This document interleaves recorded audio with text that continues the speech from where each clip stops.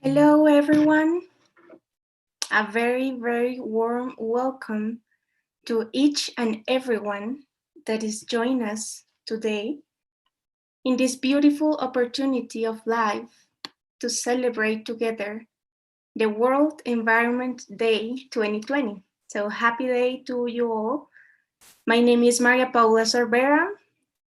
I am here with you today from Colombia, our very full day of biodiverse country of South America, and this year's host of WET 2020 about biodiversity. So today we are going to explore a very, very colorful topic, and that is flourishing futures, nurturing biodiversity now, as an initiative of Brahma Kumaris youth. In a moment, we are going to go further in this aspect. So let me give now a very hearty welcome to our speakers. So first, we're going to have Martin Frick. So welcome, Martin. He is the Senior Director, Policy and Program Coordination of the UNFCCC. We have Jyoti Marthur Philip. She is the Director, Implementation Support Division, UN Convention on Biological Diversity. We have BK Janti. She is the Director, Brahma Kumaris, Europe and Middle East, and she is also the head of the BK delegation to the UN Climate Change Conferences. We have today Teresa Oberhauser. She is the focal point of the UNEP of the MGCY, that is Major Group for Children and Youth. So welcome everyone. But before we start with our speakers, we want to have you to enjoy this little game. So please choose, and according to these flourishing futures, we want you to choose one specific aspect of nature. It can be flora or fauna that you identify with. How does it relate to your personality? And we are also going to hear the answers from our speakers. How does it relate to you, to your personality? For example, I am as strong as an oak tree, or as bright as the sun. So let us have a moment to think, each one, and maybe we can hear from our panelists today what maybe they have chosen. It can be flora or fauna. And also, while you're thinking, I would like to say that to have the time right and everything, and this meeting can be enjoyable. I'm having a kid this here beautiful flowers, and I'm going to show one, a yellow flower, to each speaker, so that they know that it's 5 minutes left for each one. So I'm going to show this little flower so that you know that it's 5 minutes left. So we would like to hear one of our speakers. If you want to answer. I could go. Fast as a cheetah. Thank you. Oh, great. Thank you. Fast as a cheetah. Great. Anyone else?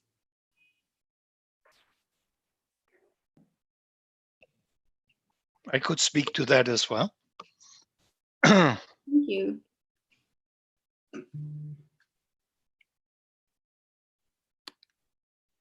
Hello, Martin. Yes, go ahead, please. Yeah, well, I was just looking with one eye to the chat where all sort of random stuff is going on. to the people in the chat, if you want to talk to me, please do. You know, shouting in the chat is one thing. If you have an argument, if there's anything you want to say or exchange, this is what a webinar is for. But do it in an appropriate way, and come in and speak to the people you are accusing, and then we can see what the issue is. But back to your question, Maria Paula. An animal that I always loved for many reasons is the bee. And if I look out of my window, I'm looking at a cherry tree. And, I've seen this cherry tree in bloom. I see now the cherries, they are being stolen by the birds in the park. And that would not have happened without the bees. So professionally speaking, a big thing that you can do if you connect with many different groups is sort of acting as a pollinator, right? And try to bring transport information and inspiration and energy from one place to another. And this is what fascinates me. And this is, what in a good day in this job I'm allowed to do. So that is from my end. Thank you. Thank you, Martin. Great association with the bee. Anyone else, maybe from the chat or any other speaker would like to add? I can also share one more. Great. It's a bit difficult to not interrupt with those webinars. For me, it is the snake indeed. And coming from a country where we don't have snakes, and I'm terrified of snakes, I have to say, but it also shows the flexibility that we often need in our work as environmental advocates to actually adapt. And there, I think the snake is a very good example. Great, thank you. It's amazing how we can connect with every little thing in nature, right? Great, thank you. Anyone else?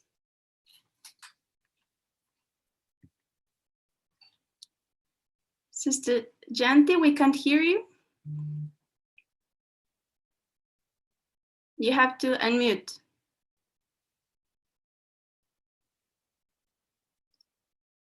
We cannot hear you yet. Okay, yes. I think now you can hear me. Yes, okay, thank you.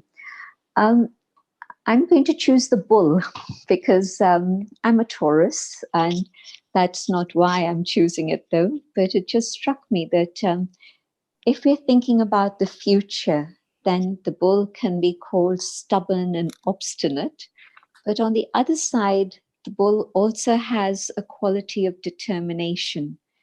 And I think that at this moment of time in history, we're going through a very, very critical period, and it's all of us being determined together and holding that vision of the future that's going to be able to make the push forward and make that future become a reality.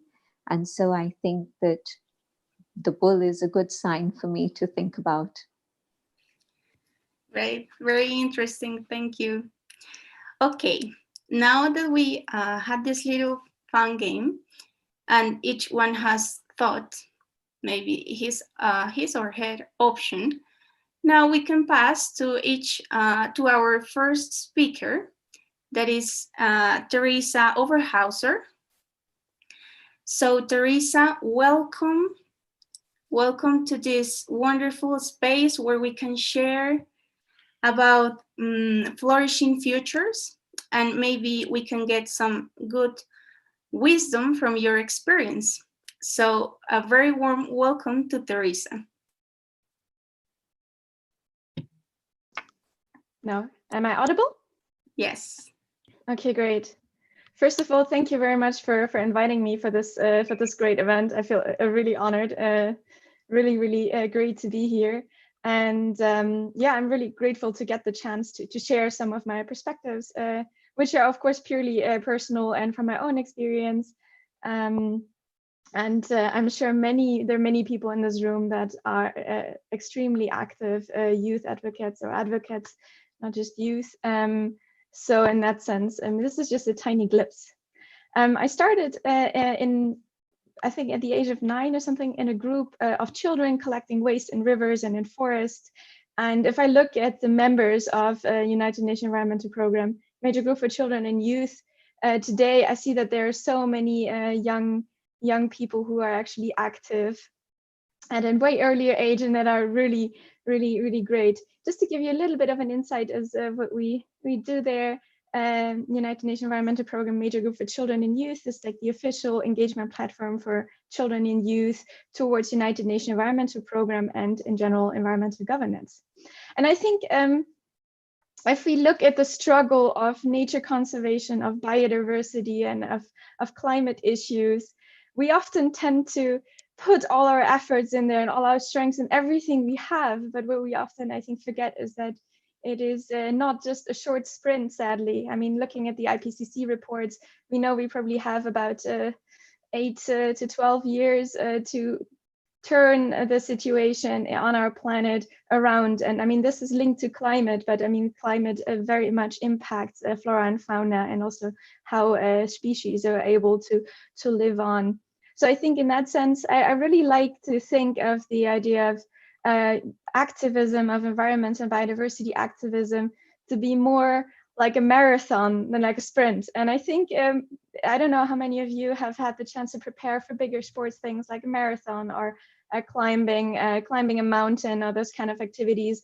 One of the most important things is the preparation for that, and basically all the different tools that we need to go through that. And if we look at a marathon runner or a mountain climber, this person really needs nutrition, the right nutrition and that right preparation. That means enough sleep, which I see many environmental activists often stepping back on when there are big conferences. And of course, I think also a support network that we should not keep in mind. I mean, mental health issues are really real within youth environment activism. So I think as we're here today talking about these great topics of actually also bringing ourselves in and using ourselves to put biodiversity further, I think it's very important to talk about these aspects that help us in our way of becoming a better activist, but also using all the strengths and forces, all the great capabilities and possibilities that we have. And that's only possible if we also make sure to stay healthy, have our friends, and unite. I think this is one of the best examples, right? To unite with other like-minded people all over the world, to support each other, also in the backlashes when there's a law passed that is again shrinking the ecosystems in our country, but it's also supporting each other whenever there are any negative backlashes. And further on, I think for the motivation as well, it's really important to have this personal character and the possibility to actually go forward together. And of course, I mean, we've heard it from Sister Shanti. The strength of a bull is something that I really loved as a picture, because I think all of you that are here really realize how strong we have to be, how we have to push forward ourselves. And many of you obviously also get asked by people around you of how can we become better at what we do? What do we have to do to actually protect the environment and biodiversity? And are we still able to do A? Are we still able to do B? How do we have to change around our entire life? And I think those are the moments where we can use all our motivation to always take a tiny step further than what we do already today, to where it starts getting difficult, but where we can flourish and inspire other people. And that's, I think, what this event here is really teaching me today, how inspiring this event even started. So I'm really happy to hear more about that inspiration. Thank you. Thank you, Teresa. Wonderful experience that you shared with us. So we have to be united with others. Okay, thank you. So we're going to pass to our very next speaker. So now I would like to welcome Jyoti Mathur Philip. So welcome, and thank you for sharing with us. Thank you so much for inviting us, the Convention on the Secretariat of the Convention on Biological Diversity. It is my pleasure to join you today to celebrate World Environment Day. This year, the celebrations are even more special than we would have ever expected. With COVID-19 pandemic, the world has discovered the importance of the linkages of biodiversity and human health and the health of the planet, and the urgent need to preserve nature to avoid similar pandemics in the future. It is also special because this year, and now also into next, we as an international community are working together to prepare a framework for biodiversity, a 30-year framework for biodiversity, which will guide us and our actions for a common vision, which is a 2050 vision of living in harmony with nature. What do we mean by living in harmony with nature by 2050? I think of it as a world where all living things coexist in a healthy and balanced manner. A world where the well-being of nature, including us humans, coexist in a healthy manner and everything is ensured. It would mean that greenhouse gas emissions are under control and humans are consuming less than what the earth can regenerate. For people who depend on marine and coastal ecosystems for their livelihoods, it would mean that the smallest to the largest fish species is thriving, that the shores are no longer eroded or vulnerable to storms, that coral reefs are colorful and multiplying, filling the eyes and imagination of guests and visitors. For farmers, it would mean that the lands are fertile, the pollinators are healthy, the worms and microbes are well and alive and enriching our soils, turning its nutrients into plants. It would mean that their crop yields would be stable and sufficient to provide nutritious food for almost 10 billion people. For nomadic herders, it would mean that they could take their animals to restored oases where clean water is abundant, and they could sit underneath ancestral trees to enjoy some shade and coolness.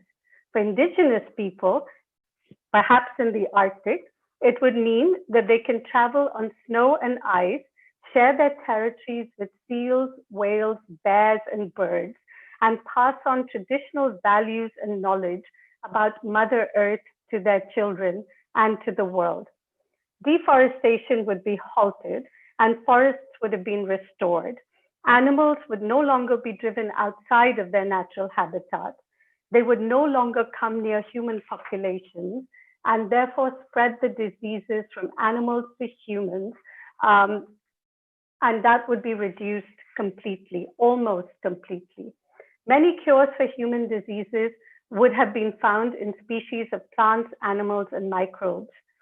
People living in the cities would understand the carbon footprint of the products they consume, and they would be connected with their food sources. They would only consume products that are produced and harvested sustainably, and illegal trade of wildlife for food consumption would be halted. Let's not forget that the dazzling colors of flowers, corals, and butterflies would continue to provide inspiration for artists and designers. The enchanting songs of birds, whales, and wolves would inspire musicians and poets. The new and old varieties of herbs, algae, and plants would provide delicious raw materials for cooks and chefs, and the mystery of great mammals would continue to feed children's imagination. To reach this level of harmony by 2050, the greatest efforts will have to be made now between 2020 and 2030. We want to hear your ideas and your views, particularly you, the youth who will be living with the consequences of the decisions that we are making today. How can we accelerate action in the next 10 years in order to reach this 2050 vision? How can we make the future flourish for you and for all future generations? I really look forward to exchanging with you in this upcoming session your views. Thanks a lot. Thank you so much, Jyoti, for your valuable intervention. So to live in harmony with nature, we have to make this effort while we are here, and you made this beautiful idea of the ideal world, the perfect world, where we are living in harmony with nature. So thank you. Okay, so next to our passing to our next speaker, we want to hear Martin Frick. So thank you for being with us. So welcome, Martin. Thank you very much. No, okay. Thank you very much for the invitation. Happy World Environment Day to everybody, and a special thanks to Teresa and Jio, because they have wonderfully set the scene for today. On biodiversity, two jobs before the current one, I was acting as the German ambassador for all of the UN organizations in Bonn. And so I learned my environment, and a couple of steps from the UN campus in Bonn is one of the most profiled museums for zoology, for animal diversity. And the director of this museum, a very kind man, gave me a private tour of this museum, which is really a privilege. It started in the early 20th century, and I will never forget the drawers after drawers after drawers that he showed to me with the most beautiful butterflies you can imagine. And with a sad expression in his face said, extinct, extinct, doesn't exist anymore. So all this beauty is basically just there because it's somewhere conserved in a museum. It's already lost. That's the first thing I want to say. And I was very happy about what Jyoti just said, because people tend to monetize everything. Money is the big equalizer. It's what makes things comparable. But there are things that are incomparable. How do you describe a giraffe to a child that has never seen one? An elephant, a wild lion, all these sort of animals, which we are losing at an incredibly rapid scale. I was checking a little bit background numbers before speaking here. And I mean, I professionally know it's shocking, but it's even more shocking than I ever thought. If you look at mammals, as human beings are mammals, if you would weight them with the uh, giant balance, the biomass of all mammals on Earth is more than 90% now. Humans and the animals we are basically eating or using for milk and eggs. No, well, eggs certainly not, it's not mammals, but cows and pigs and humans are now, I think, to 95% the mammal biomass of this planet. Obviously, there is something going very, very wrong here. Friday. And that leads me to a bigger point. Excuse me? No, okay. you can go on. Okay, and that brings me to a second point. I always find it difficult to speak about one aspect of what I believe is really an interconnected environmental crisis. It's basically the question, how do we as humans live on that beautiful planet, which is ours, in a way that we can continue to live on this planet? Geologists have already coined this as the age of man, as the Anthropocene, in which the biggest impacting factor on nature is actually human beings. Now, there's an old saying that says, with great power comes great responsibility. And we are reminded in no uncertain terms how big this responsibility is. Because what we did to nature, particularly over the last 30 years, is coming back full circle on us. With climate change, we are getting to a situation where loss of lives and livelihood becomes our daily routines. We are constantly set for the hottest year, month, whatever. The impact on people is horrible. We are destroying habitat for animals worldwide, and we are paying a price for that. Pandemics such as Ebola or the avian flu or swine flu are all zoonotic diseases, and it's the biggest source of new diseases comes from the destruction of the natural habitat of many animals. Now, on COVID, we are still looking into where is that exactly coming from and how is that distributed and what role is our relationship with nature playing there.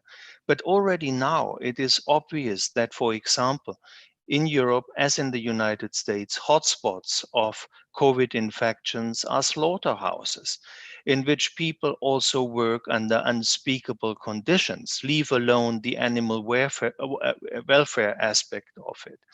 So clearly, in terms of climate, in terms of health, in terms of pollution, saving biodiversity also means saving human lives and also saving, I would say, the dignity of our lives, which is very much defined also by the context in which we are allowed to live. And I leave it at that, and I'm very much looking forward to our discussion later on. Thank you. Thank you, Martin. Very, very realistic picture you has given us, and the big responsibility that is in our backs to create, to make flourish a new future. Okay, so before we go to Sister Genti's impulse, I would like to say that you can ask your questions on the chat box to, if you want, to all the speakers of one in particular. So very welcome your questions.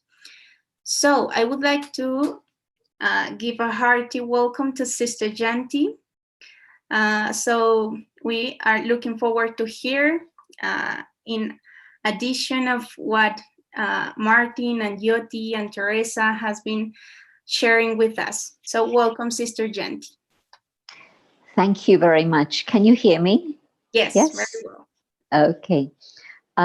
It's an honor to be with all of you today, and I want to give you greetings for World Environment Day, which I think is maybe the most important subject of our times. I know that COVID-19 hits the headlines all the time. I know many other factors, the financial story, but yet I do think that when human beings begin to destroy their own home, now this is a very, very serious issue. We heard this beautiful vision of nature in harmony, and also we heard some of the scary stuff of the things that are going on. And what I would like to propose is a spiritual solution, because my own feeling is that there's something wrong with our understanding or awareness of life at the present moment, which has led us to create a situation where money becomes the great equalizer, as Martin said, or we would say money becomes a driving force behind everything.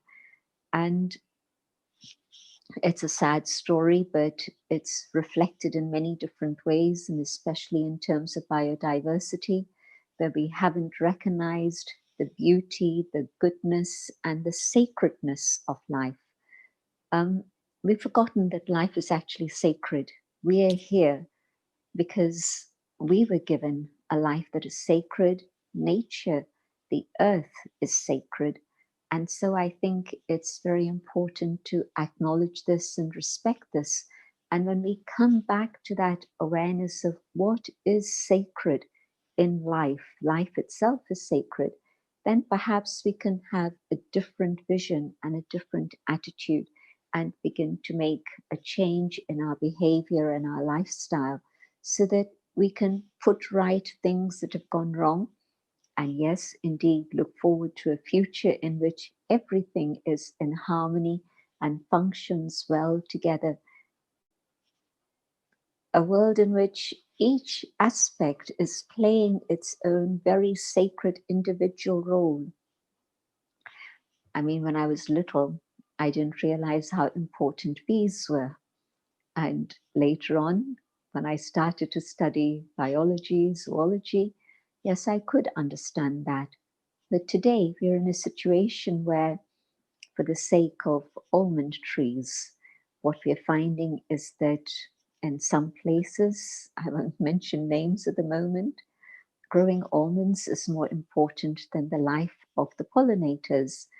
And of course, the almond trees are not going to exist if the pollinators don't exist. But at the moment, we are seeing that this is the crisis that's going on in certain parts of the world. So my own feeling is that trying to patch up little things here and there maybe works, maybe doesn't work. And certainly all the things that we've been trying in the 20th century have added to our problems. They haven't been able to solve our problems. And I think it's because we're again looking for answers outside. And I think we have to go in a different direction to find answers.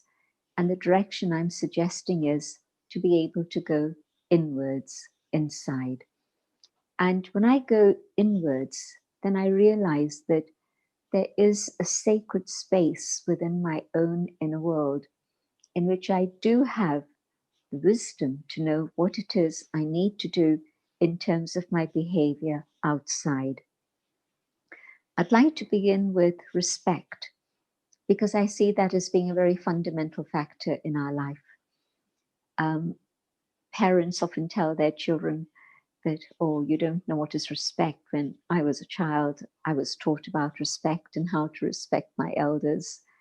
But I'm talking about respect in terms of, yes, human relations, that's absolutely vital, but also respect in terms of other forms of life, all the different species that this beautiful planet of ours is also home for. You know, when we were told that human beings are trustees, are stewards of the earth, that carries a responsibility. And that responsibility means that we are told we have to take care, we have to look after the other species, because we have the power and the possibility of annihilation of all the different species, including our own. But if we really have the respect to be able to see that, and the responsibility that we have to learn to respect all forms of life and all aspects of nature, then our relationship with other forms of life and nature changes very dramatically. One very important way that respect brings about a change is that there is non-violence. At the moment, I'm violent towards human beings, I'm violent towards nature, I'm violent towards other creatures, other forms of life. And Martin, I didn't realize that hotspots were actually the slaughterhouses in the cities. But yes, that makes a lot of sense. And of course, yes, the destruction of the environment means that we've actually created a huge, huge imbalance. And so we don't have a safe place at the moment for ourselves, never mind offering a place of safety to other creatures. And so I think that respect is important, but how do I develop respect? Where does it come from? So often we hear of people, and young people also, but people speak about insecurity and lack of self-confidence or lack of self-esteem. Well, all of these are parts of the same problem, where I've forgotten my spiritual identity. Now I have to come back to the awareness of my own inner identity. Then in that awareness of who I am, I recognize that I carry within myself peace and truth and love and joy and purity. All of this is within me. But I need to know who I am. And when I go inwards on that spiritual journey and I rediscover this truth about myself, then I can hold my head up high. I have inner dignity that no one can take away from me. And this is the value that I have for myself when I see the values that I hold within. And of course, the more I translate these values into my behavior, into my interaction with everyone around me, including other creatures, other beings. It means that my own self-respect is enhanced. It continues to develop and grow. And so starting inside, and spirituality teaches me that whatever are the problems outside, the answers are not outside. Einstein said that you can't solve the problems with the things that created the problems. So the thinking that created the problems is the same thinking that's trying to find the answers and it's not working. But a different type of thinking on a spiritual perspective. And when I go inside and I touch those values within, my own self-respect is enhanced, and then I can look you straight in the eye and see you as my brother, my sister, as my equal, and we can ensure that we work together. Working together in cooperation is not possible if there's complexes of inferiority and superiority or racism, etc., etc. But when I see you as my brother or my sister, and I connect with you on that deeply spiritual level, then this is the foundation for being able to work together. And yes, it's not one individual, it's not one community, it's not one nation that can resolve the problems that have been created by humanity as a whole. It's all of us together, and all of us coming together with that one vision, one human family, one home, and this is our home. The planet that was visible to the NASA astronauts from outer space, they saw this beautiful blue pearl floating in the sea, this cosmos of darkness, and that was planet Earth. It was an image that changed our vision towards the world and towards each other. We share a world which is actually without any boundaries. Boundaries are being created artificially. But to come back to that awareness of one family and one world, and to be able to ensure that we create the right conditions for a flourishing future, I think respect is the underlying factor. And that, of course, leads to non-violence. And if we have non-violence and respect, then that can lead to cooperation. And so when we understand that the problem is bigger than all of us, that no individual or one nation can resolve it, and we decide to work together, then yes, we can work towards a better future for all, not just human beings, but also all creatures and nature itself. So that is the vision that I hold, and the determination of a Taurian is we're going to get there, definitely. Thank you. Om Shanti, a greeting of peace to all my sisters and my brothers. Great, thank you, Sister Janti. Very valuable thoughts and seeds that you have given us. So to create this beautiful future, to create this beautiful world, we need to act on the basis of respect, and then everything will get so much better. So thank you so much. Okay, now we would like to have an interaction with two of our speakers. I would like to ask a question to Sister Janti and Teresa. And then after that, we're going to have a beautiful moment of going inside through a meditation by Sister Janti. So keep tuned. Okay, so the question to Sister Janti and Teresa is, on the basis of these sharings that we just had, does this flourishing approach resonate with your personal principles and values? So who would like to start? I don't mind. Yes, please. Thank you. Absolutely. This vision is something that comes from my heart and comes from the principles and the values that I hold, because I see that seeing life as sacred is a foundation, so that then respect and non-violence and cooperation can happen. But I also see that all of this is actually the qualities that are within every human being, not just within one individual, but every human soul has these qualities. And all we need to do is to just spend a little moment in silence and go deeper inside and connect with that which is within us and allow it to be expressed. And once we do this, then yes, that flourishing future is absolutely in our hands. And so I believe that these are the things we need to do to make it happen. Thank you. Thank you. Thank you for these great inspiring words by you, Sister Shanti.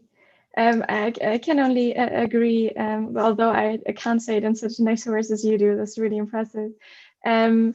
I believe in the good in people, and while many people called it naive, I've so far not been let down, especially not in the surroundings of youth activists that are working towards this topic. And I really like working with people, and also experience that within our groups of youth advocates, if people feel ownership, if they feel safe in what they do, if they feel supported, and if they can basically develop their character in the work that they do, then they also flourish and do much really find their own way in youth activism, because I think everyone's activism is personal, right? Yes, thank you, Teresa. So with mixing these two ideas, so to connect with oneself, with the deep values, and then that have that vision to see the good in people, we can just have a very beautiful flourishing as humanity. Okay, the second question for Sister Genti and Teresa is, how do you see it possible for the flourishing approach to become integrated in the field of biodiversity, especially for the younger generation? Please go ahead. I'd like Teresa to share first, since she Okay. is of the younger generation.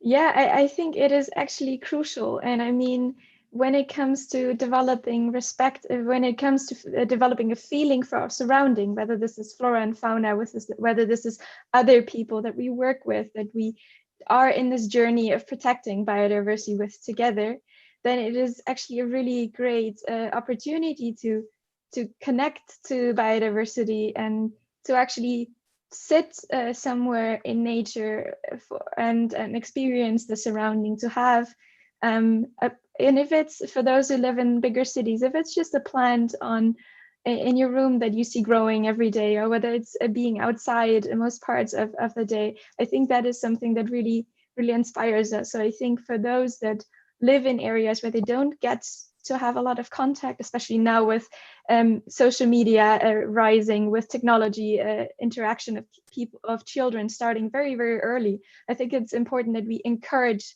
that kind of connection to plants and to animals, so that children actually experience that, because also that food is not simply on the table, but that this kind of our role in an ecosystem and how fragile ecosystems can be. And I think that's very inspiring, and also basically develops the ownership that we feel for our surrounding, and our motivation to actually work as advocates and to conserve the biodiversity. Thank you for sharing that. And what I'd like to say is that you are the future. It is the young people who hold the future in their hands. And I know that if a young person is motivated and inspired, then the extent to which they can do to bring about change is just infinite. It's unlimited. And so I would say to young people that yes, because you are the future, let yourself hold that vision of the beauty of nature and the beauty of the future that is possible. And if you hold that vision of the flourishing future and want to take your generation to that, that would be an amazing achievement. Because in fact, who knows how long my life is still, but whatever it may be, I know that the vision that I started with when I was 19 was a future in which there was justice and truth and love and joy. And it hasn't happened yet, but the vision doesn't leave me and it continues to inspire me. But I think that I had more time, but I think that the younger generation today, Teresa and many of you on this event, you're very aware that time is not on your side because we're running out of time and things have to move very, very fast. But I think that you mentioned social media, and I think that's the key. I think young people have been born into the digital age. And so for you to make a few clicks happen is second nature. For me to learn how to use a smartphone is an effort, but for you, it's second nature. And so using social media to the best possible advantage to inspire others, to bring about a transformation within themselves. When we think about activism, we think about speeches and waving banners and demonstrations. I'd like to invite you to think about the activism that happens inside, activating my own inner awareness so that there's a transformation in the vision that I have, so that I hold that beautiful, flourishing future in front of me. And I'm willing to give my energy, my time, my motivation, my passion to make such a world happen.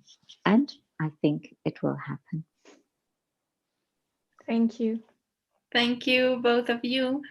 Such a beautiful thought for us young people and everyone that is listening to us. So we can connect biodiversity through our inner activism. And through that, when we can inspire from our own values, then we can go to social media and have an conscious activism. And I think that's the way we all can start changing our world. So thank you so much. Okay, now we would like to invite Sister Janti to conduct and to share a moment of meditation, so we all can take a moment to think and to reflect on what we just have heard from our speakers. So please, Sister Janti. Just take a moment to go on a journey inside, going inwards and experiencing the light within. I am that being within, a being of light. And in this awareness, my thoughts can travel to a future that's very beautiful, a future that's filled with harmony. Humans in harmony with themselves, humans in harmony with each other, harmony amongst all the myriad forms of life that exist on our planet, harmony with all the elements, the earth, the water, the fire, the sky, the ether. a world of total harmony, everything in perfect balance, a world of justice, of truth, of joy, of beauty and love.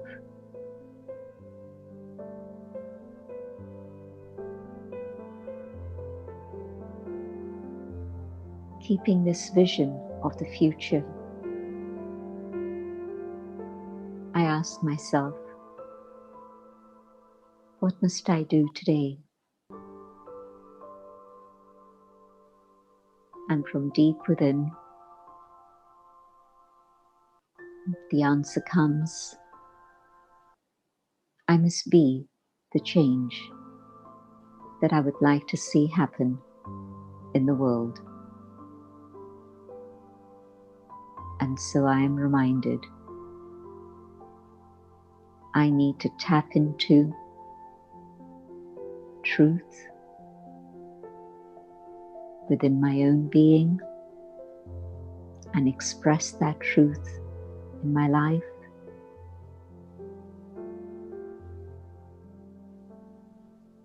I have to find that peace within that will allow me to be at peace with myself and everyone and everything that is part of this huge tapestry of beauty on this planet.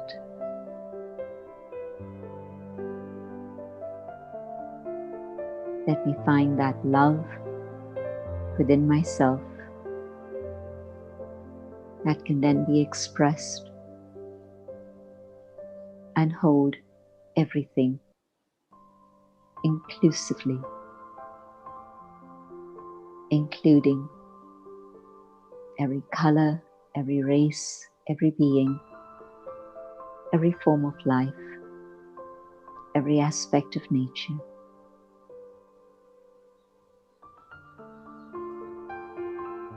And as I hold that future vision, I now see the steps that I need to take in my life to make that future vision become a reality.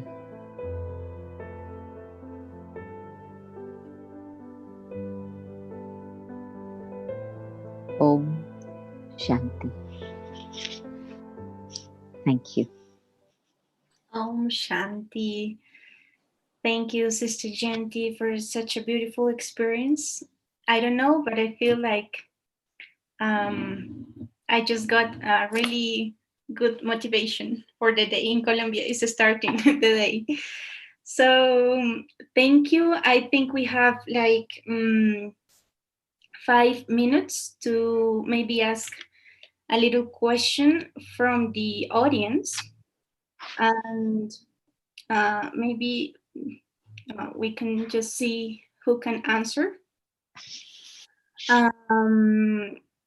So how can silence and reflection contribute in cleaning and making ecosystem healthy again?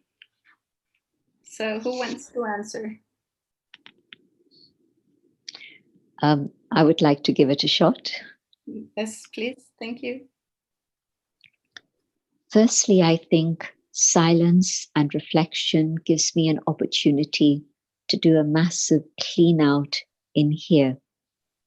And if my thoughts, my feelings, my emotions, my conscience, my personality is filled with that purity and goodness which it used to have, if I come back to that original state, then what I'm going to do outside will be a reflection of this, so that then what I'm doing out there is actually a big, big cleanup and a transformation in what's happening in the world around me.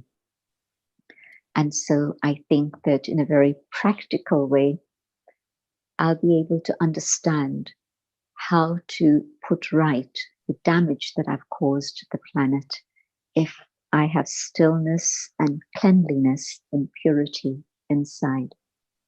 But the second thing is that vibrations work. You've heard of the experiments with plants in which you can send good vibrations to plants and give your plants love and they'll flourish, literally flourish. And another person, they don't give it that same attention to their plant and they look at this poor little plant and say, well, how come this isn't growing? And I see that yours is growing so well. It was vibrations. One was fed the nourishment of loving vibrations, and the other one was deprived. So our vibrations have an impact on the atmosphere, they have an impact on nature, they have an impact on animals. And so if every day we were to devote just 5 minutes, I'm not asking for 10, or maybe even 3 minutes, but maybe 5. Just sending out your vibrations and thoughts of love and purity to the whole of this amazing planet, our home, those vibrations will begin to shift many different energies and we'll be able to come together. And I believe that once we reach a point of critical mass, then it's going to become the norm, because that's what happens with collective consciousness. Once we begin to think in the same way and reach a certain level, then the power of that becomes collective. Everybody begins to think in the same way. And yes, then we're all working with the same goal in our mind and in our actions and life. So I believe that silence and reflection is the way to be able to heal this planet of our home, and also to be able to clean it up so that it returns to its pristine beauty and state. Thank you, Sister Genti. I would like to ask Teresa, and we all want to know, what is that one thing that you are taking from this meeting?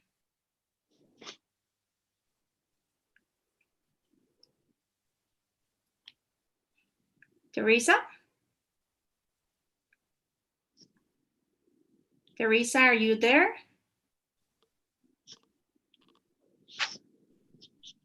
If you want me, I can jump in. Yes, please. And I make a point that Teresa just made earlier, and I think it was a very honest and a very good point. The one about youth activists basically not sleeping, burning out, understanding how urgent the situation is, and really losing their energy with very best intentions. And it always reminds me in an aircraft when you get the security instructions, people tell you before you help other people, put on your own oxygen mask. And that's a very true remark. And I think what Sister Genti just said is basically a part of, forgive me for the strange word, but a part of personal hygiene, to get your energies together and to make sure that you as a human being are remaining operational, that you have your energy together, and that you also understand that you're part of a big group of committed people. It's not all on your shoulders alone. And I think that's wonderful. And this is why I appreciate participating here, because this perspective is really, really important. If you're low on energy, if you are burned out, you cannot help anyone. And that's for me a key takeaway from this webinar. Thank you, Martin. Great. So we have came to our first hour of this beautiful moment.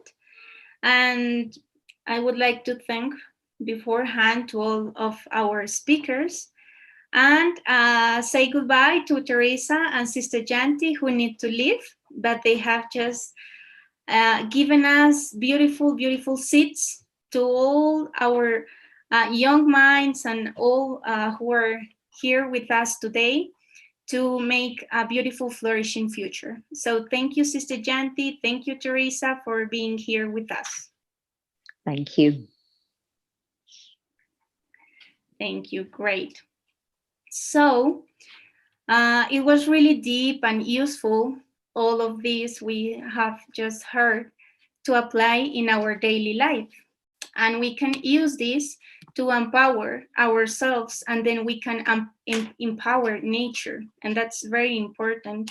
As Martin said, we can just improve our personal hygiene, as he said, and then we can help others.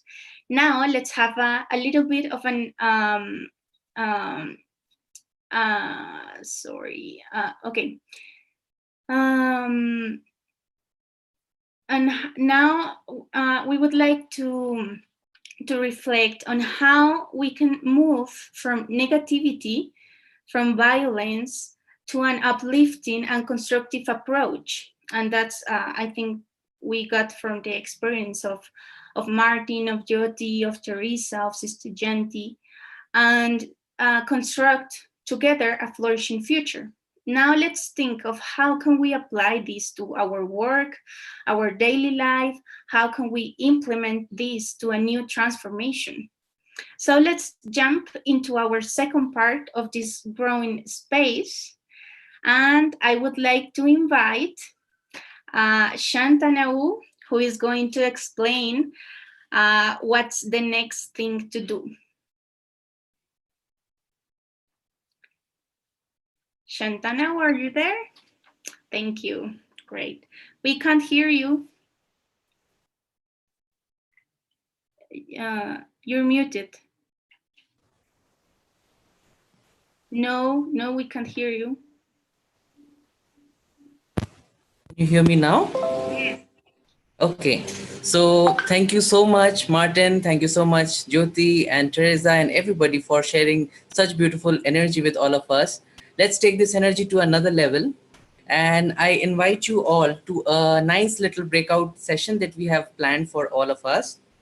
So soon enough, just after the instructions, you will be all invited to join the breakout room.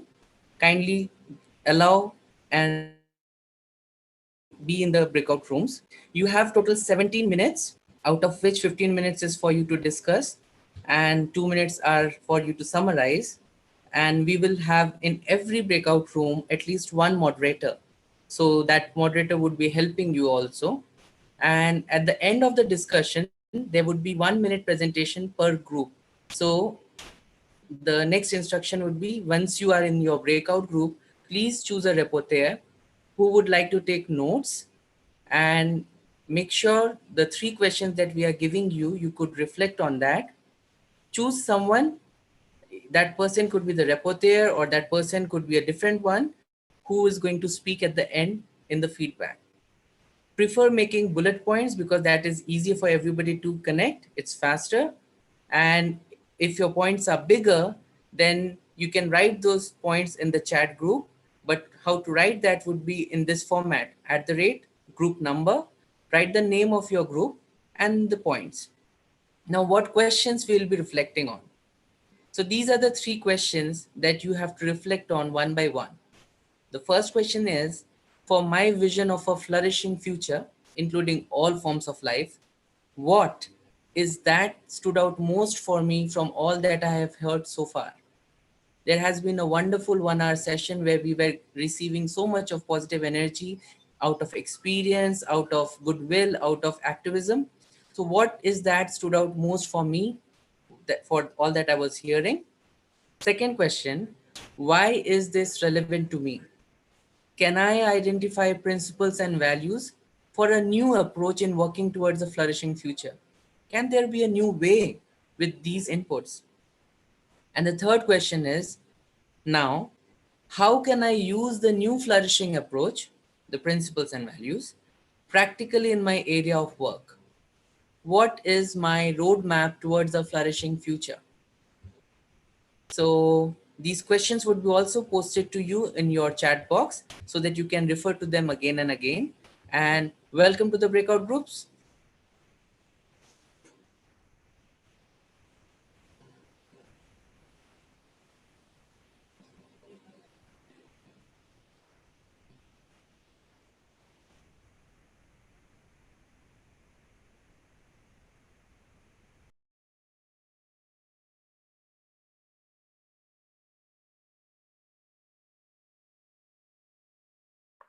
Are we in breakout groups now? Hi.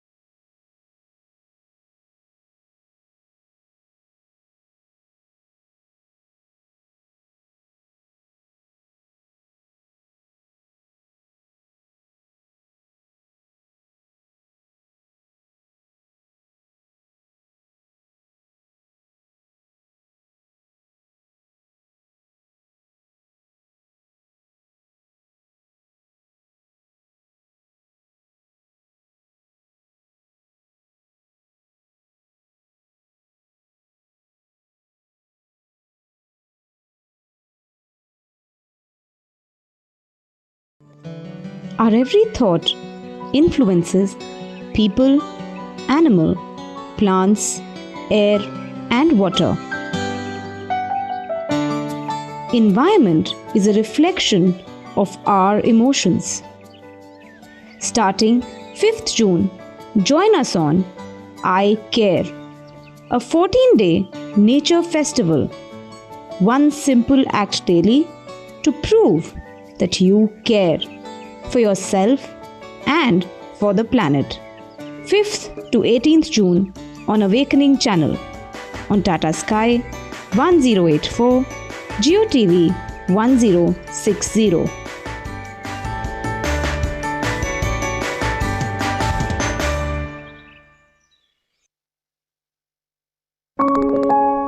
Look at the world and look at yourself.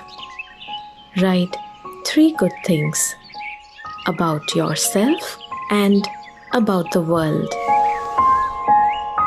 स्वयं को देखें और विश्व को देखें. 3 गुण स्वयं के और 3 गुण विश्व के लिखें.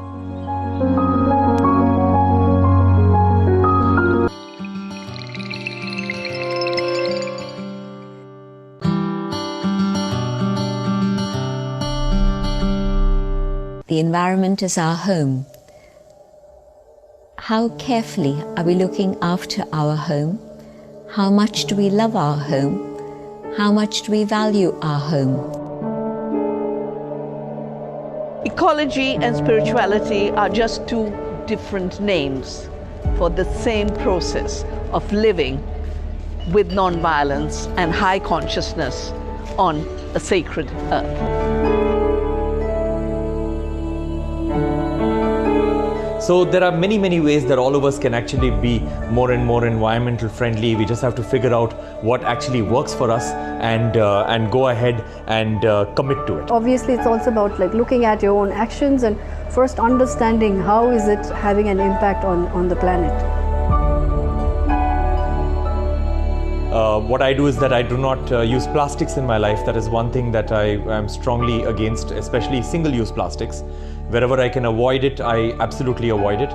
And in addition to that, I try not to waste our natural resources when it comes to water, when it comes to any other resource. I try my best to use it as judiciously. I try not to take from the environment more than I can actually give back.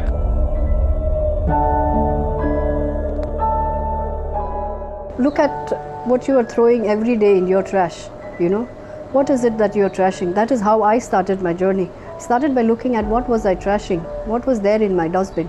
So when I realized the amount of trash that I was making, immediately I started taking remedial actions. Like a simple thing as carrying your own water bottle. You can reduce the amount of plastic waste drastically. Just having your own bag whenever you go out, and refusing any plastic bag that comes to you. Our responsibility is to be able to care and to look after this beautiful home, which has been remembered as the blue pearl floating in the ocean of the darkness that is outer space.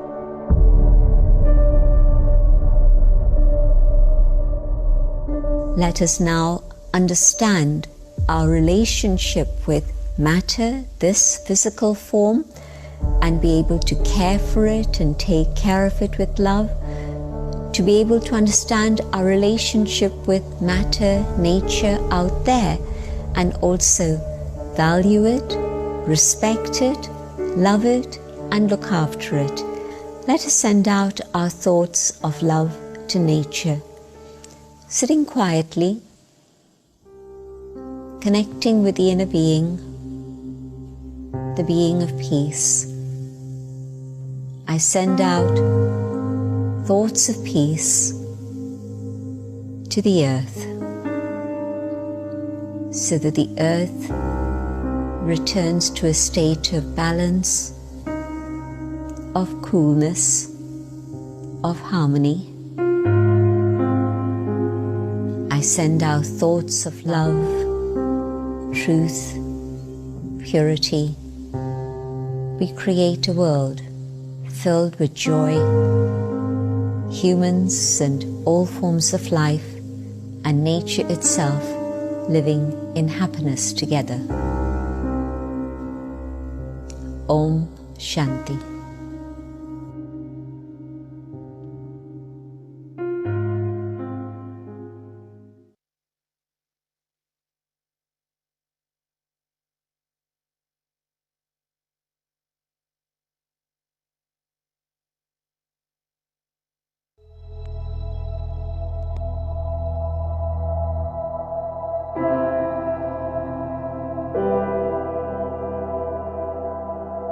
पानी और पानी से जुड़ी समस्याओं को लेकर इतने तथ्य हैं हमारे पास कि शायद सबको हम याद भी ना रख सके। हमारा वर्तमान संबंध प्रकृति के साथ और उसमें भी विशेषकर जल तत्व के साथ सुधारने के लिए आभार की शक्ति बहुत जरूरी है। जरा सोचिए, जीवन कैसा होगा अगर पानी ही ना होगा। खैर, तब तो सोच पाना भी नामुमकिन होगा। हम में से हर एक छोटी छोटी आदतों में सुधार कर एक सुंदर भविष्य बना सकता है। कपड़े वॉशिंग मशीन पूरा भरने पर ही धोएं। अधिक से अधिक आधा फ्लश इस्तेमाल करें। साबुन लगाते समय शावर बंद रखें। ब्रश करते समय या शेविंग करते समय नल बंद हो। सब्जियों को बर्तन में धोएं, ना कि खुले पानी में। अगर आज हम बहुत सचेत होकर पानी का इस्तेमाल करते हैं, पानी को सम्मान और प्यार से इस्तेमाल करते हैं, तो हम अपने जीवन को बचा सकते हैं, हम अपने कल को बचा सकते हैं।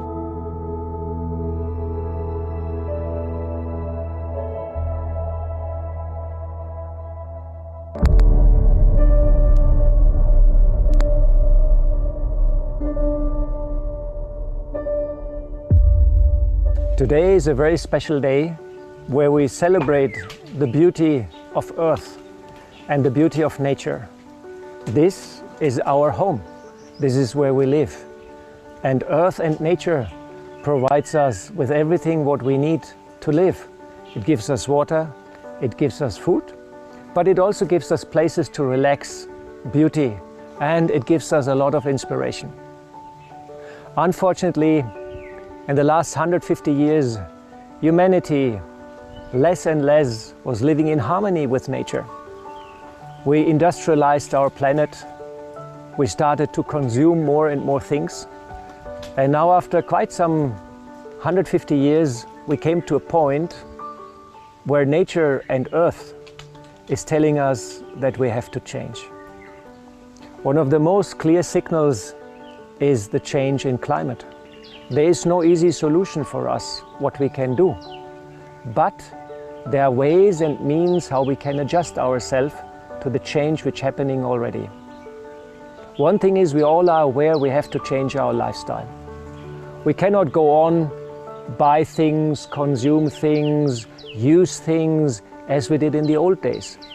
People have to change lifestyle and reduce their carbon footprint. There are many ways what we can do. We can save water, we can reduce consumption of cloth, go vegetarian, avoid plastic, turn scraps into compost, conserve energy, turn off your lights and gadgets when not in use, turn off the water while brushing your teeth and shaving, use dry rack instead of dryers, take short showers and save water, go paperless, make use of solar energy. We can join hands when we travel and go by bus, or we can go by train, which is very environmental friendly. Flights are not very nice, cars are not very nice, they create a lot of pollution. So there are many ways where we can help nature. We have to wake up inside to the change which is needed on the outside. Therefore we have to empower ourselves. We have to become strong-willed, and we have to become an example for others. We have to become a change maker. How to do that? I'm meditating since many, many years, and science also confirmed meanwhile, when you meditate regular, you're able to change on the inside. And that's what needed to safeguard and protect Mother Nature, Mother Earth. We have to change our lifestyle. We have to change our attitude. We have to help and live in harmony with nature and the environment, and not exploit it what we have done in the past. Therefore, let us all join hands. Let us all open our heart to the need of the time. Let us meditate for Earth. Let us create good vibrations, good thoughts, loving thoughts for ourselves, for our friends, and for Earth. Let us heal ourselves, and let us heal also Earth. Let us change our action. Let us change our attitudes. Yoga and meditation is a very powerful means to achieve that. It is helping to change my behavior, my habits, and my attitudes. Let us all join hands in this task to create a better world.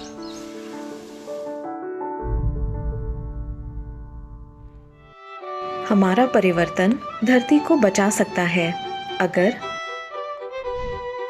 सात्विक भोजन शैली अपनाएं, plastic के इस्तेमाल से बचें, कचरे को खाद बनाएं, ऊर्जा की बचत करें, ज़रूरत न होने पर लाइट या अन्य उपकरणों को बंद रखें, पब्लिक ट्रांसपोर्ट का सहारा लें, ट्रेन, बस, कार शेयरिंग आदि। पानी का सतर्कता से उपयोग करें, ड्रायर के बजाय कपड़े धूप में सुखाएं, कागज़ का कम से कम उपयोग करें, सौर ऊर्जा का अधिक से अधिक इस्तेमाल करें और हर रोज़ धरती के प्रति धन्यवाद के साथ शांति के प्रकंपन फैलाएं।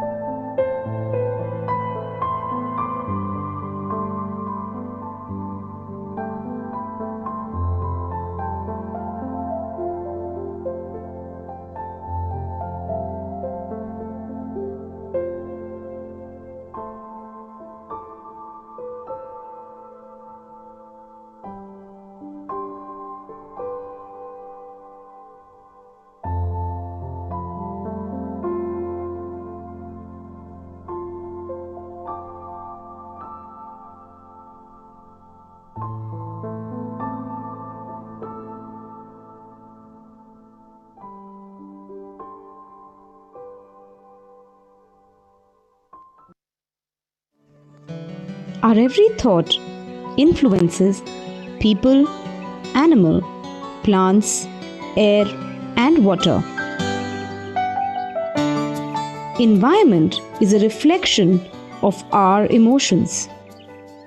Starting 5th June, join us on I Care, a 14-day nature festival. One simple act daily to prove that you care for yourself and for the planet. 5th to 18th June on Awakening Channel, on Tata Sky 1084, Jio TV 1060. Look at the world and look at yourself. Write 3 good things about yourself and about the world. स्वयं को देखें और विश्व को देखें. 3 गुण स्वयं के और 3 गुण विश्व के लिखें.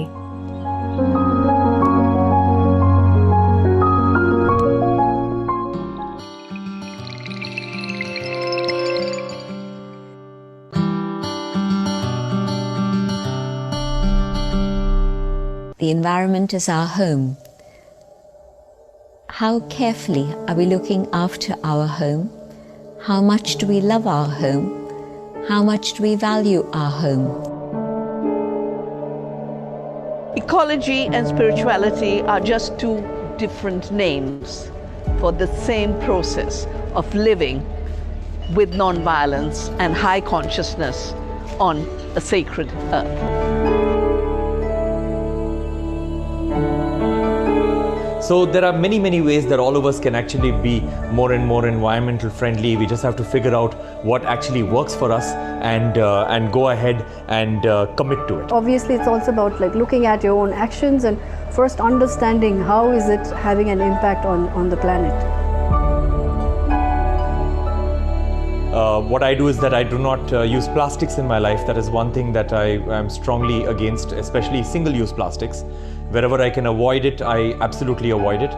And in addition to that, I try not to waste our natural resources when it comes to water, when it comes to any other resource. I try my best to use it as judiciously. I try not to take from the environment more than I can actually give back.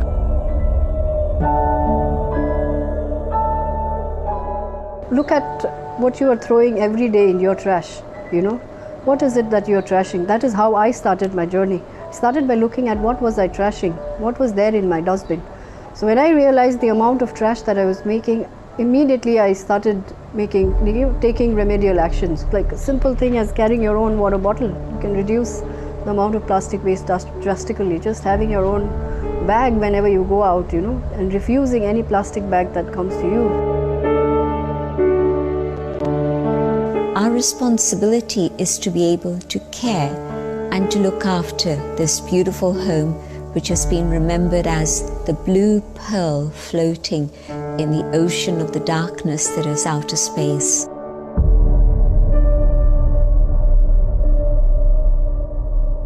Let us now understand our relationship with matter, this physical form, and be able to care for it and take care of it with love, to be able to understand our relationship with matter, nature out there, and also value it, respect it, love it, and look after it.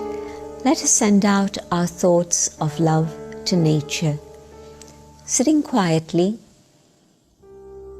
connecting with the inner being, the being of peace. I send out thoughts of peace to the earth so that the earth returns to a state of balance, of coolness, of harmony. I send out thoughts of love, truth, purity.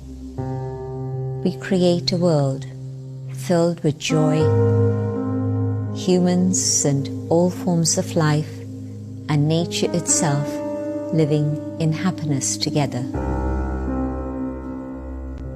Om Shanti.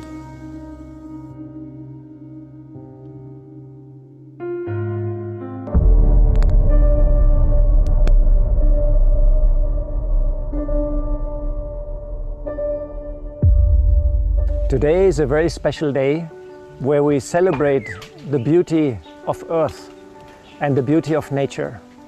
This is our home. This is where we live. And Earth and nature provides us with everything what we need to live.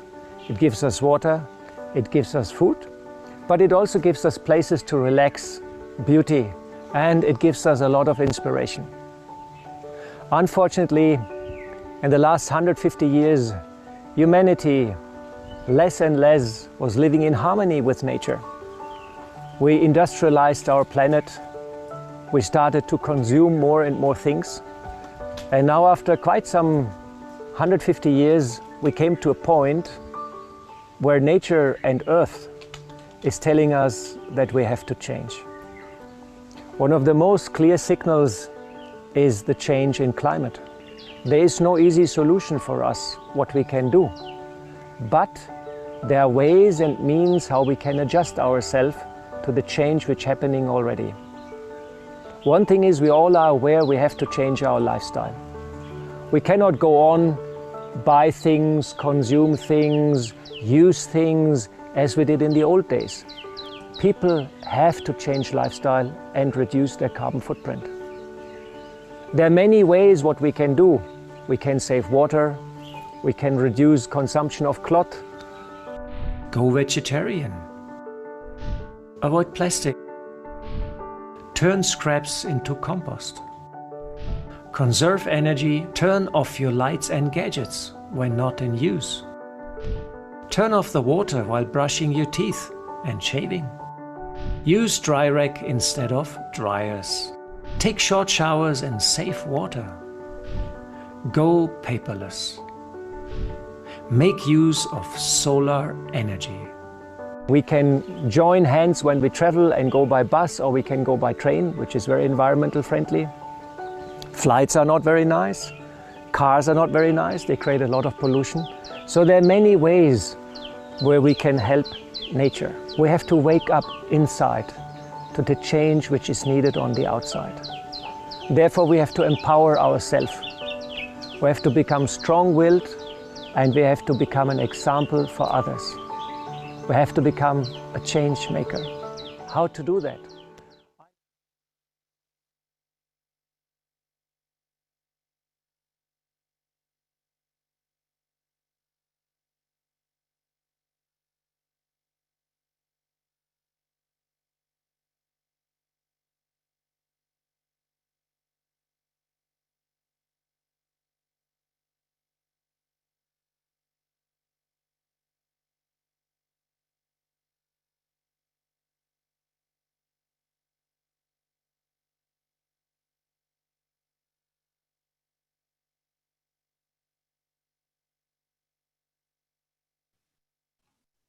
Okay. How did everyone feel with these breakup groups?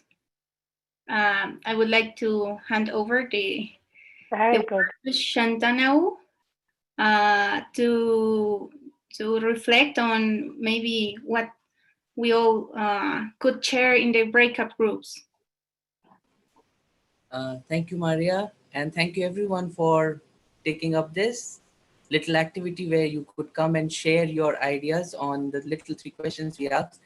I believe this little sharing has definitely brought some new perspectives. So I would like the first group speaker, if they are ready to present. Do we have the first group speaker?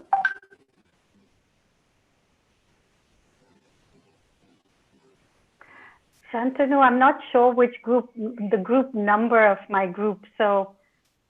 Okay, so in that case, from your group, Jyotiji, who all were there? We were group 4, Jyoti. Okay, great. We were group. Okay. So I can see Trevor Smith raised his hand. So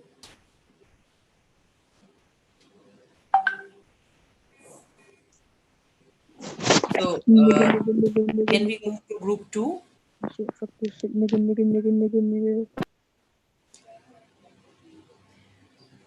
Otherwise, Clara could speak, or Niranjan is there. Yeah. Niranjan, you go ahead. We were group 2. Yeah, I'd be happy to. I just wondered if someone from our group, Chantal or Jorebai, would any of you like to take the lead?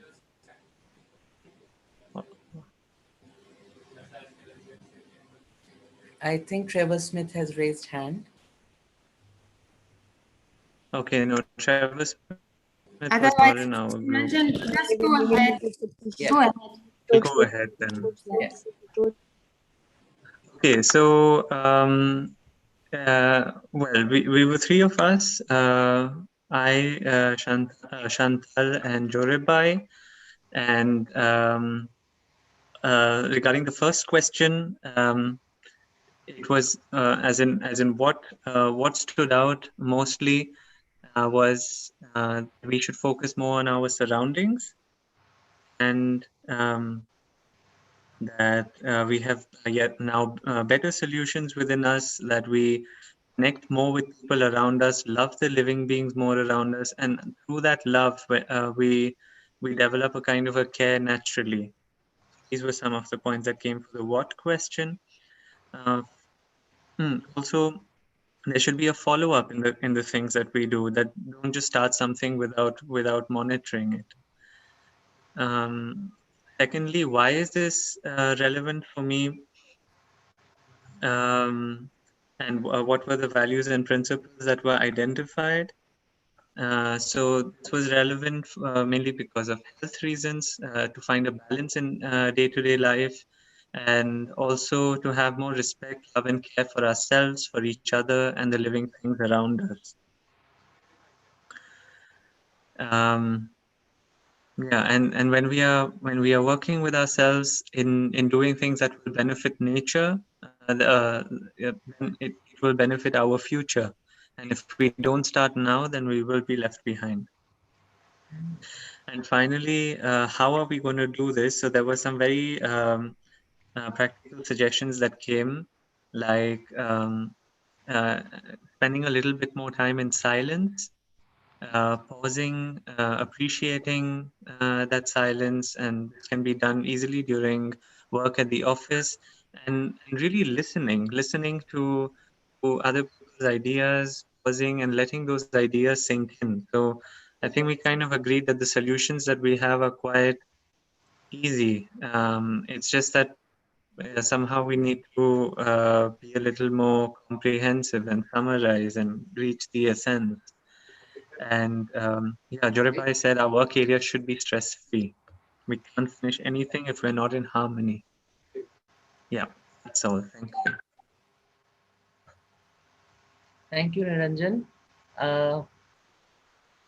Can I have the group 3, please? From group 3, I have Susanna who would be presenting.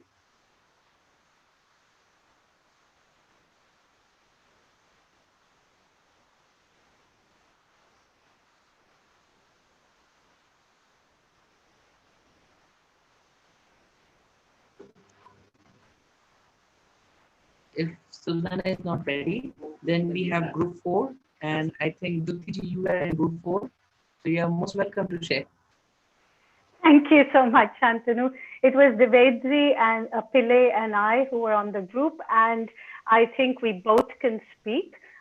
We had a very nice conversation. It was very nice to have a one-on-one conversation with somebody from another part of the world, even though I thought that she was from my part of the world, but we are from the same world. So that's what was very good. What we did, what is it that stood out for us? Some of the things that stood out for us was that there is a recognition that our relationship with nature is broken, and that we recognize that nature can provide a lot of support to us. It can provide spirituality to us. It can provide alignment to us, but in the last 30 to 40 years, we have our relationship with nature has changed drastically, and that has changed our approach and our and maybe part of the negativity and all of that comes through this broken relationship with nature. What we do recognize is that we have to change and move forward and be different in our approach to nature, and this is where youth come in, because youth are our future. They have the tools, the solutions, they can innovate, they can change, and they can move us forward to a better future than what we are leaving behind for them, or where we have got them. Devendra, do you want to add something here before we go to where do we go from here? No, sure. Please go ahead. Okay, so then we discussed where do we go from here, and we recognize that in the next 10 years we have to make changes. That in the conscience of the world now we have for COVID-19 that we need to flatten the curve. It's the same thing for biodiversity loss and greenhouse gas emissions. I think Martin might speak about that. And so we have to flatten the curve to 2030 if we want to get to reach a vision of living in harmony with nature by 2050. To do that, we have to reduce waste. We have to reuse. None of this is new. We've been saying it for 30, 40 years, but we need to really start implementing these as humanity. We have to reduce waste, we have to reduce consumption, we have to have new production ways of producing, maybe reuse material that has already been used, so that we don't continue to take from nature, but rather reuse what we've already taken from her. We have to move to a new future. We need to, and again, youth can do this. You have all the answers. You are our future. So maybe, so this is the time for you to mobilize. You are, from what I understand, I think under 35 is more than what are over 35. So it's a huge, huge group that can mobilize and make change happen. And finally, we talked about it at a macro level. We talked about the economic recovery programs that are being approved by all governments now for COVID recovery, both at an individual level, at a level of big companies and multinational organizations, and also for infrastructure. And you as youth can demand that these include building back better to ensure that, biodiversity loss, greenhouse gas, nature, all of this is respected in the future projects and programs that governments undertake. Would you like to add anything, Devendra? Yes, thanks, Jyoti. Just to add that our discussion about things on a macro level and the economic recovery program actually came from something we were chatting about earlier in our discussion about how the pandemic and the lockdown and the way the world has just subtly changed has actually given us the opportunity to create a new normal.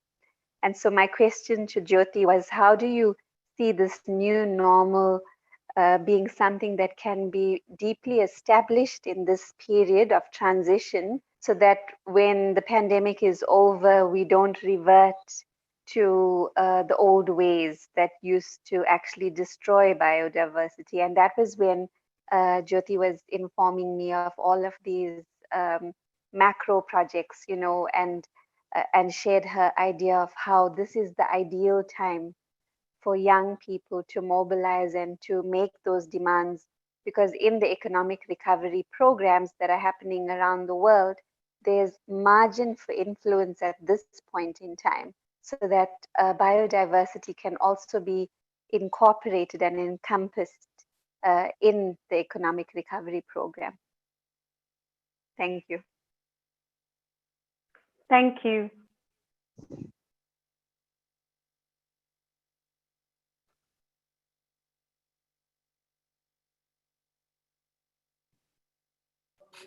I think we'll be ready to go on to group 5 now. Thank you.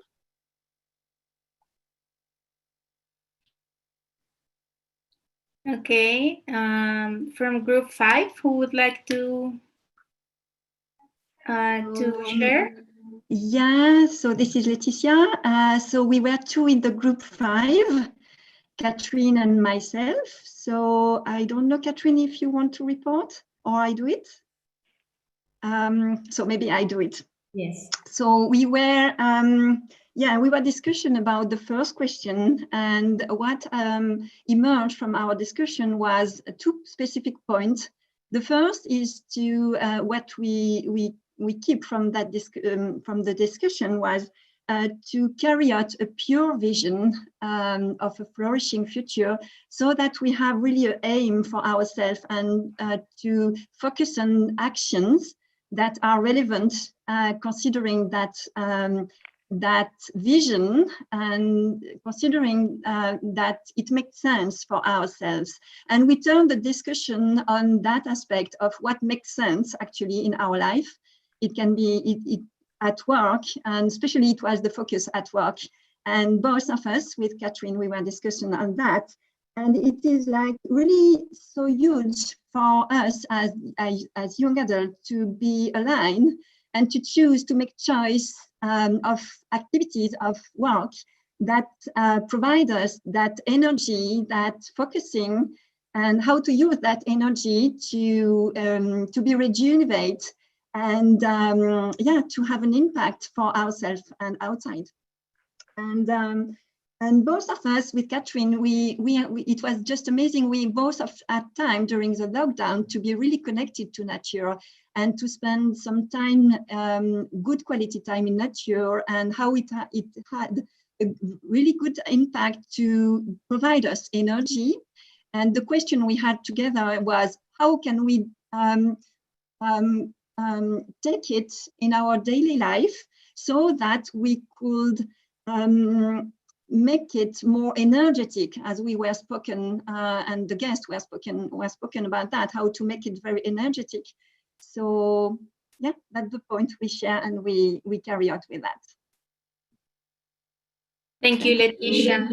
So maybe we can move really quickly to our next group, and then we can move to our next session of this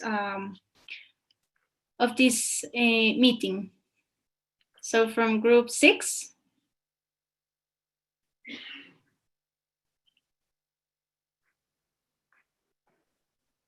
Someone from group 6?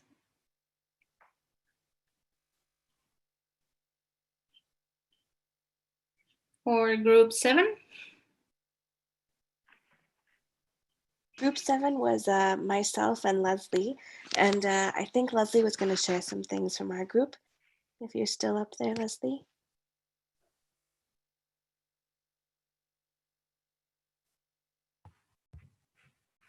Otherwise, maybe you can share?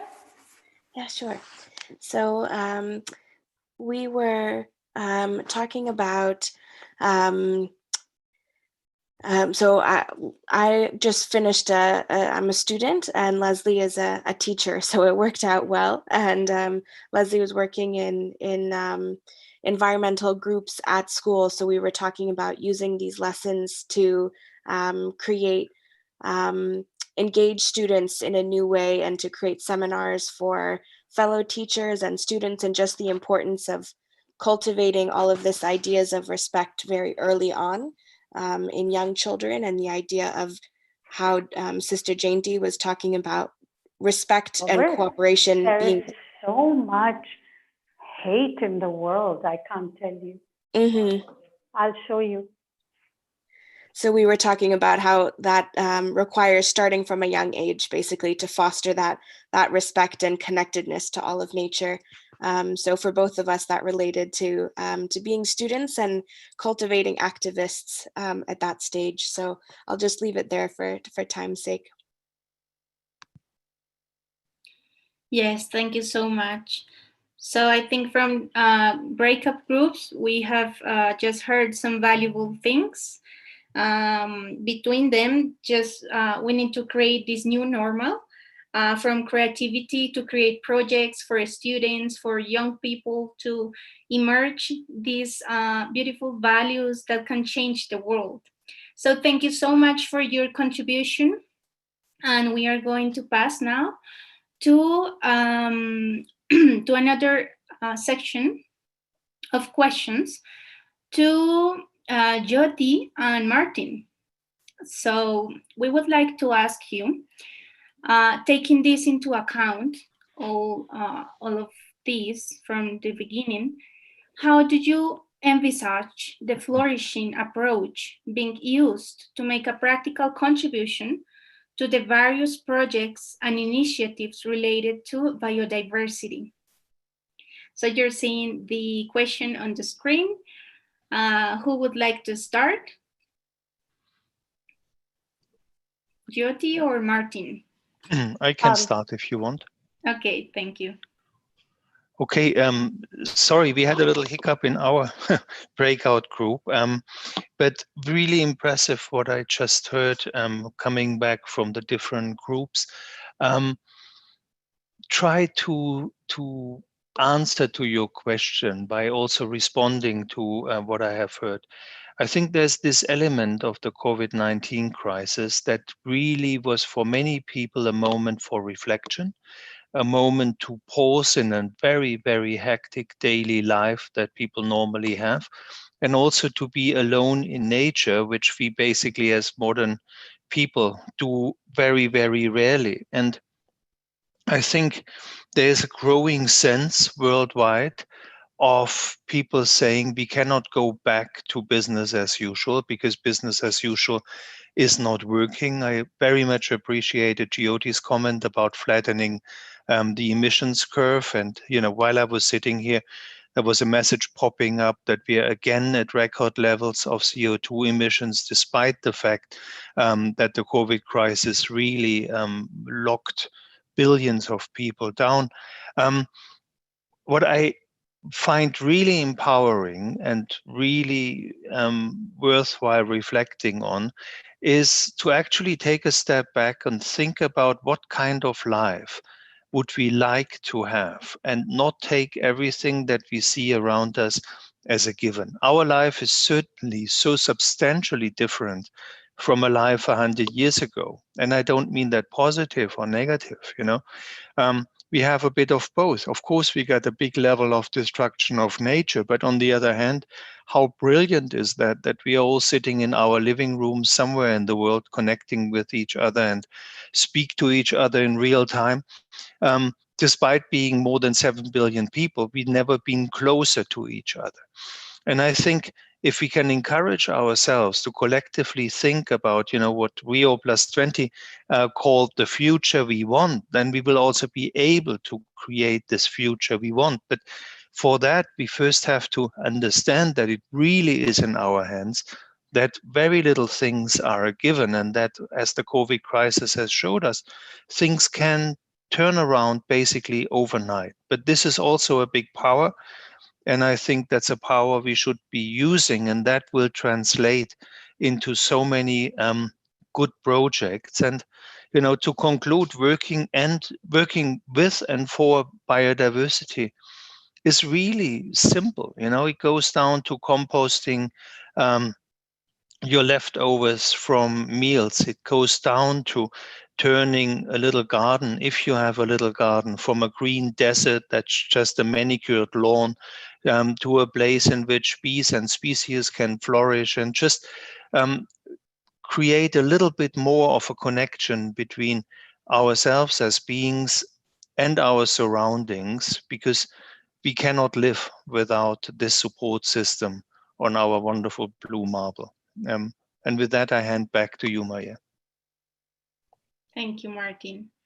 Jyoti? So, as I said already, we are in the middle of developing our 30-year global biodiversity framework, which we will, although governments are negotiating, it will be up to you to implement, because we will be gone from the workplace, at least, maybe not from the planet, but at least from the workplace, we will be gone in the next 30 years.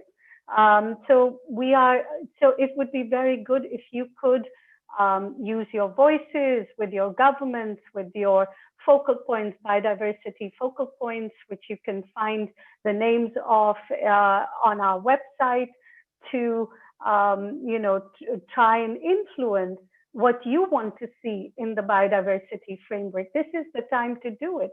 So we would be, so I think you can get in touch as chapters in different cities and different countries with the focal points, and try to get your viewpoint across.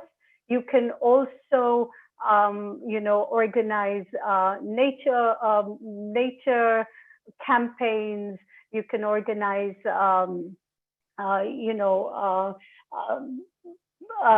quizzes, blitz, everywhere, to increase the awareness of nature and awareness of biodiversity in this time. Our Conference of the Parties, which was supposed to negotiate this framework, was supposed to take place in October, but now it is likely to take part in the second half of next year. And so you have a whole year. There's a whole year for you to influence the decision makers on what you want. And I think that would be a very, very good way for you to include flourishing approaches in the framework. Thank you. Thank you, Jyoti. Thank you all. So now we are going to move almost to end. And first of all, I would like to thank all of you for being here. I think we all been inspired by Jyoti, by Martin, by Sister Janti, Teresa, and we can now move ahead, go forward with this new, or with this refreshed mind to build together a new future, taking action, taking conscious action to build this beautiful future. And we all have the seeds to do that. So thank you so much. I would like to now to introduce Caroline Freud. She is a member of the BK delegation of the UN Climate Change Conferences, and she is now going to guide us into a meditation to close this beautiful meeting, and to close with this inner peace and inner feelings, to share it with nature, share it with our family and friends, and with the world. So Caroline, welcome. Thank you so much to everyone who has made this event possible. And as it is our tradition in the Brahma Kumaris, we end this event with a short meditation. I just invite you all to sit comfortably and relax, and just place your view on maybe this point behind me or somewhere in front of you, and allow yourself to, breathe deeply.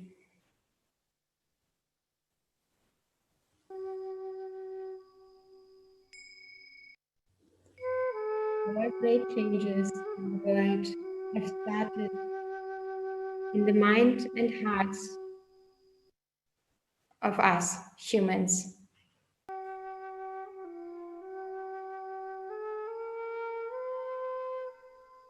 Whilst the course of development has been leading to a direction which has become more difficult. We have to start from us.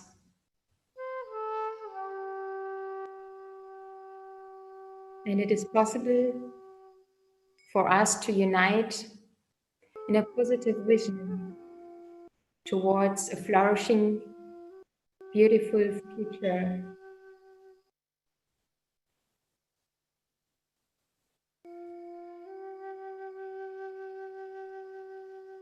The very fact that we all desire love, peace, and harmony with all forms of life means that we have this experience inside of us. We have the experience that it is possible to create a society, to create a life in harmony, which is flourishing.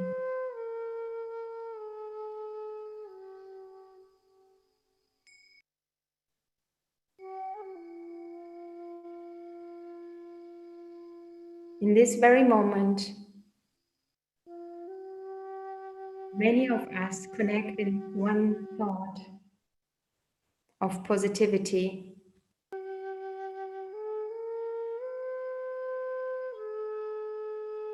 We hold this vision of a flourishing future and a flourishing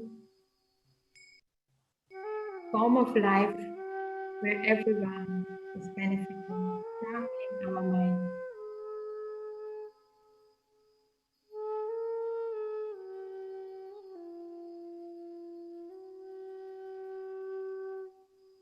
And this gives us courage to act, to be an example of change in the world.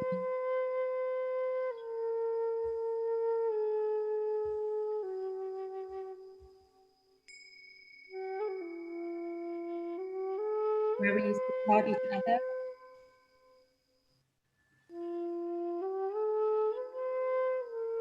encourage each other for the better.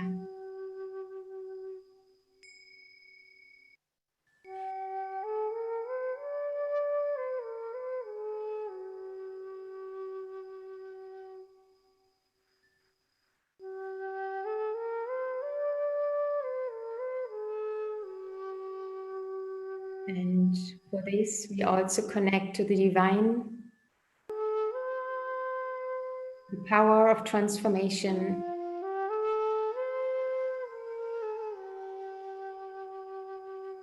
which protects us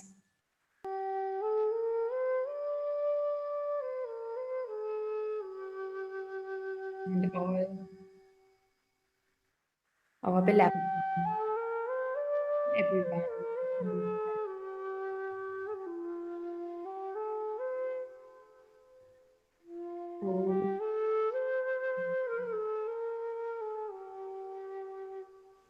Greetings of peace. Om Shanti. Thank you, Caroline, for this beautiful closing meditation. It was really, really powerful and a great way to say goodbye to our all participants. And I would like to thank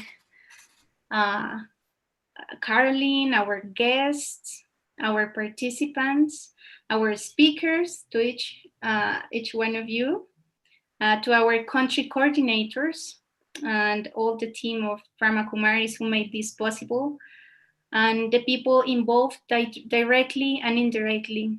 Thank you to you all, and thanks also to the Supreme Force behind that has enlightened us with a great force to continue to be change makers. And should we apologize for the technical glitches, but I hope we all enjoyed this beautiful moment.